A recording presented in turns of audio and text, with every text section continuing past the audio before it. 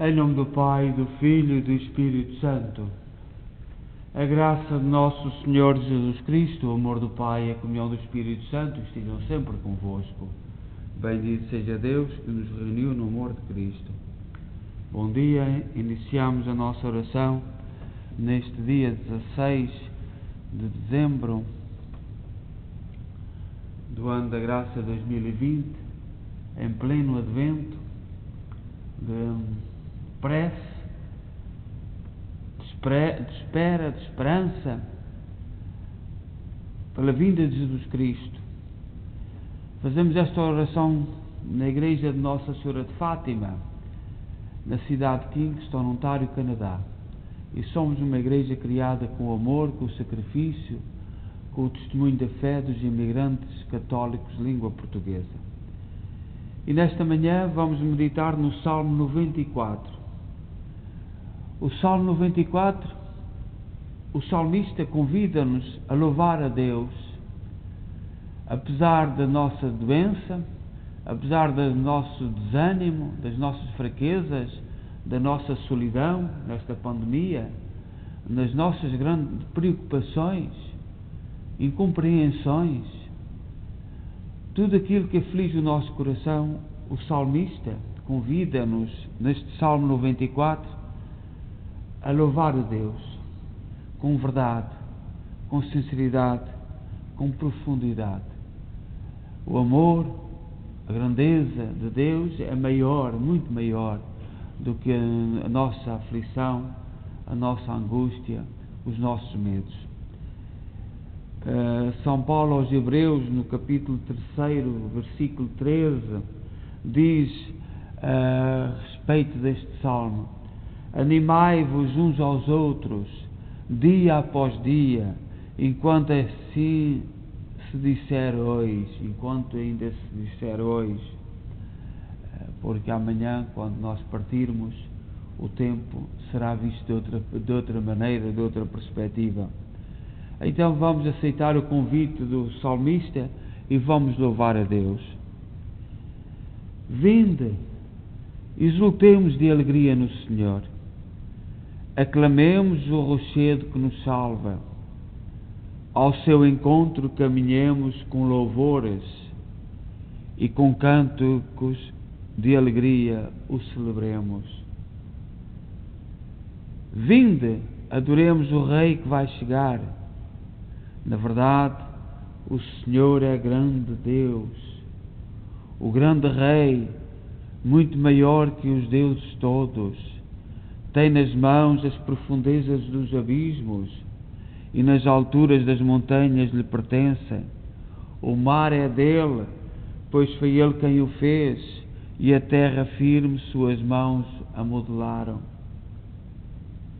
Vinde, adoremos o Rei que vai chegar. Vinde, adoremos e prostremo-nos por terra e ajoelhemos ante o Deus que nos criou, porque Ele é o nosso Deus, nosso pastor, e nós somos o seu povo e o seu rebanho, as ovelhas que conduz com a sua mão. Vinde, adoremos o Rei que vai chegar. Oxalá ouvisseis hoje a sua voz. Não fecheis os corações como em Mariba, como em Massá no deserto naquele dia, em que outrora vossos pais me provocaram, apesar de terem visto as minhas obras. Vinde, adoremos o Rei que vai chegar. 40 anos desgostou-me aquela raça, e eu disse: eis um povo transviado, seu coração não conheceu os meus caminhos, e por isso lhe jurei a minha ira. Não entrarão no meu repouso prometido. Vinde, adoremos o Rei que vai chegar. Demos glória a Deus Pai Omnipotente e ao seu Filho Jesus Cristo, Senhor nosso, e ao Espírito que habita em nosso peito, pelos séculos dos séculos. Amém. Vinde, adoremos o Rei que vai chegar. a leitura breve que a Igreja nos convida a meditar é de São Paulo aos Filipenses, capítulo 4, versículo 4 a 7. E diz assim São Paulo aos Filipenses: alegrai-vos sempre no Senhor. Eu repito, alegrai-vos, porque a vossa bondade seja conhecida a todos os homens. O Senhor está próximo.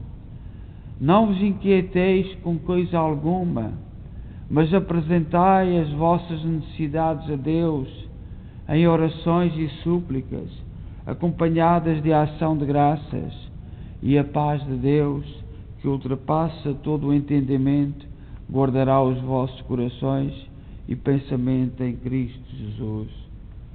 Palavra do Senhor. Alegremos-nos então e vamos com cânticos de alegria até ao presépio e adoremos o Rei que vai chegar.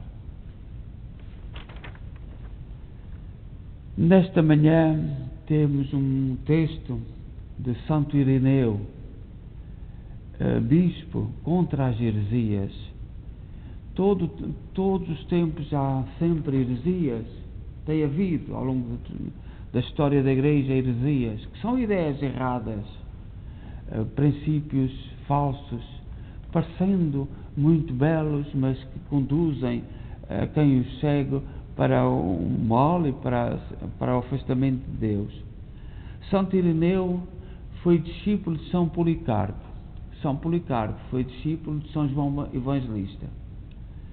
Portanto, um padre da Igreja, logo do século II, dos anos 140, 150, e fala-nos que Deus faz visível aos homens com a vinda de Cristo.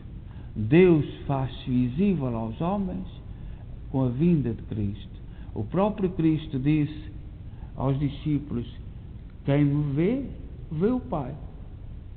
Portanto, para ver o Pai, temos que olhar para Jesus Cristo. E Santo Ireneu, um bispo, um mártir da Igreja do século II, portanto, faz-nos refletir nisto. Para ver o Pai, todos nós desejávamos ver a Deus. Para ver o Pai, vemos Cristo. E por isso é que, por exemplo, os nossos irmãos evangélicos, aquele combate com as imagens, Cristo foi um homem, fez-se homem, portanto, os apóstolos viram-no e transmitiram uma ideia sobre Cristo. E, portanto, é nessa imagem de Jesus Cristo, homem, que se assentam todas as imagens. O Cristo na cruz, o Santo Cristo, o sofredor, foram imagens que os apóstolos viram, portanto, e transmitiram. E aquilo que nós olhamos para a cruz é o testemunho que recebemos dos apóstolos. E diz assim Santo Ireneu: há um só Deus que, pelo seu verbo e sabedoria, criou e ordenou todas as coisas. O seu verbo é nosso Senhor Jesus Cristo, que nos últimos tempos se fez homem entre os homens, para reunir o fim com o princípio, isto é, o homem com Deus.